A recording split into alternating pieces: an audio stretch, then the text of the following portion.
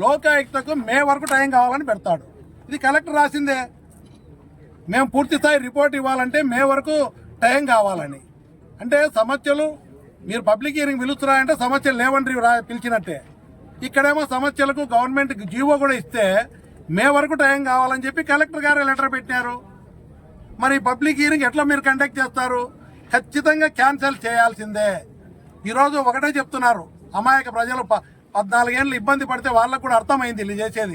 మీరు public hearing పిలిచినారంటే దాన్ని cancel చేయకుండా జరిపినారంటే మమ్మల్ని అమాయక రైతులను ఎస్సీ కుటుంబాలైన మమ్మల్ని మోసం చేయడమే అని వారు కరాఖండిగా చెప్తున్నారు.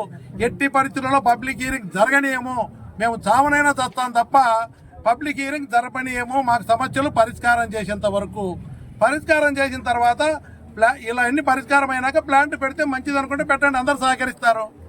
కాబట్టి పబ్లిక్ హియరింగ్ మరీ దాల్మా యాజమాన్యం కూడా ఈరోజు ప్రజలకు వ్యతిరేకంగా మీకు భూములు ఇచ్చిన రైతులు అడుక్కునే స్థాయికి వచ్చి ఆత్మహత్యలు చేసుకునే స్థాయికి వచ్చినా కూడా మానవత్వం లేకుండా దాల్మా యాజమాన్యం పబ్లిక్ హియరింగ్ పోవాలనుకోవడము చాలా దుర్మార్గమైన ఆలోచన.